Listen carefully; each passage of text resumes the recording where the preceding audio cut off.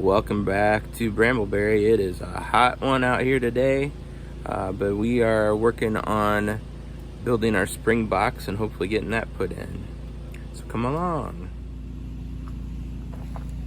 Yeah, so I forgot to hit record on this first part, but this is a food grade bucket if you're interested in that. And I've got a 1-inch hole saw here that I drilled a hole out, and then I got two I probably got a couple more of these over here. Male and female connectors here. And I just put one on the inside, one on the outside, screw them together, put a little bit of tape on there. I'm not so concerned about this being sealed up here because there's going to be an overflow in this that's probably going to not even get up to that. And I'm mostly concerned about water leaking out through these threads. That's why I put a little bit of Teflon tape around the threads there. Just so you know, the spring box is not coming out of my head. I watched another YouTube video that kind of walks through this whole process. There's all kinds of them out there that show different ways to build your own spring boxes, or you could just buy your own. Or buy one that you don't have to make. You can just put it all together. But I decided I want to try and build my own. So I'll try to remember to put a link in the description for the video that shows how to make these, because it'll probably give you a more in-depth view other than what I'm showing you here. Alright, so this is a little deviation from the directions that I was watching, but what I'm doing here is on the water inlet, I just cut a little piece to go in here, and I'm going to put another threaded end on that so that I can add this coupler here, and this will screw on, and I'm going to glue these so that they don't leak. But the reason I want to do this, and I'll put another screw-on fitting coming out of the spring head there. The reason I'm doing this is because I want to be able to take this on and off here and be able to pull this bucket out, because occasionally I'm going to have to clean sediment and stuff probably out of there, and I just want the ability to pull the whole thing out and be able to do that easily. So that's why I'm doing this bit.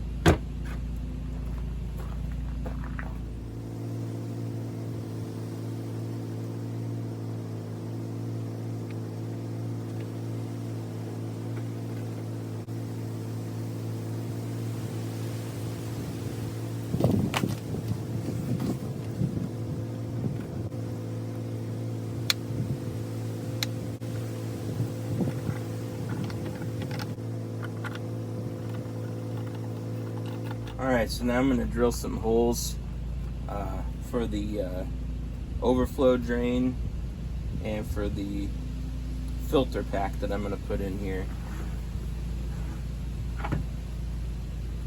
And this is kind of guesswork for me. I know it needs to be in the bottom here, so we'll get it without getting into this bottom bit here. Still have room to work.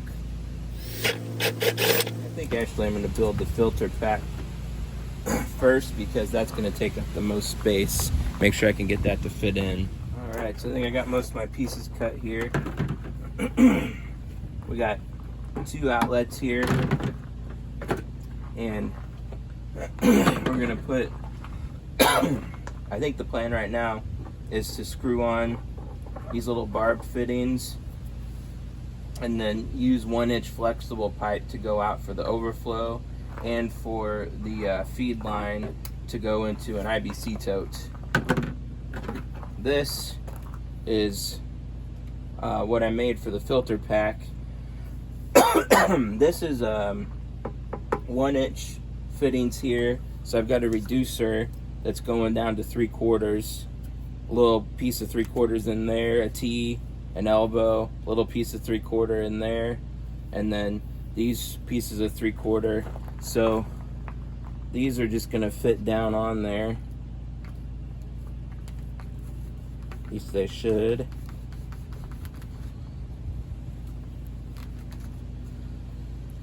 kind of like that. But I still got to drill holes through them, so probably shouldn't put that on there yet. But there'll be 2 filters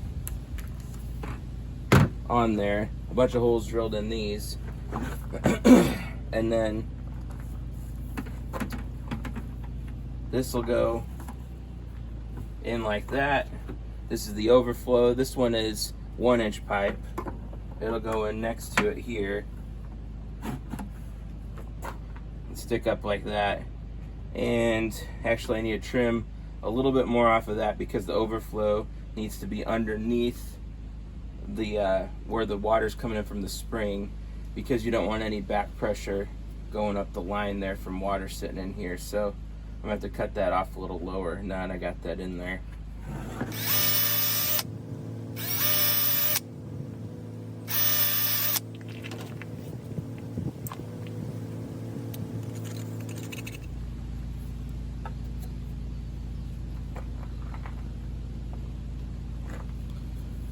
So you only want holes as far up as your filter goes.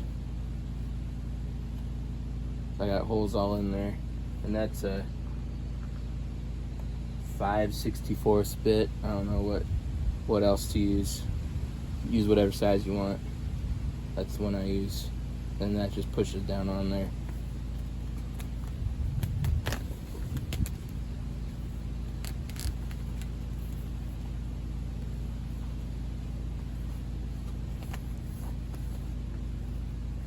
Until it doesn't.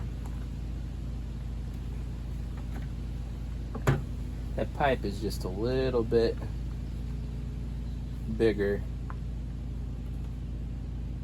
than what that filter hole is, but that's okay. You want it to be snug so the water only goes through the filter. There it goes.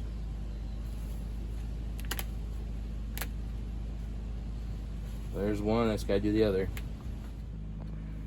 All right, so here's kind of the finished product. This is the inlet from the spring, which is gonna dump out into here and fill up and go through these filters and out that outlet. And if it fills up too high, it'll go over this, which will be the overflow drain.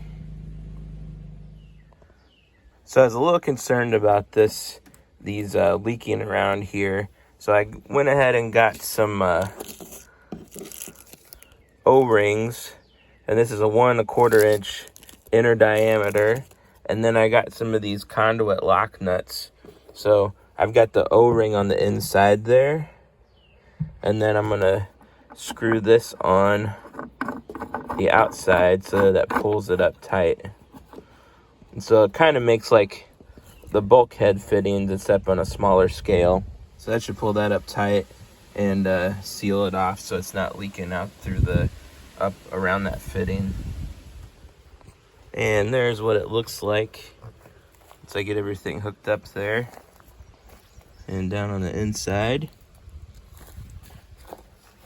And I noticed too, this really like tighten this whole thing up, which is good because this was kind of floppy in there. So I think I may actually do the same thing up here. I don't know. I don't think it's as necessary up here because the water isn't going to be up that high, and it's just coming out of this and pouring in. But we'll see. All right, so we're trying to figure out what the flow rate is for this thing. You can see where the water level is there. It's been going for a while, but it is filling up that bottle. And there we are. This is a 20 fluid ounce bottle, and that's what we got out of the seep in about an hour's time. So it is pretty slow, and I'd have to do the calculations, but I think what it amounted to is we're getting about 4 gallons a day from it, which is enough drinking water, but not much else to do with. So it is going to go into the tote.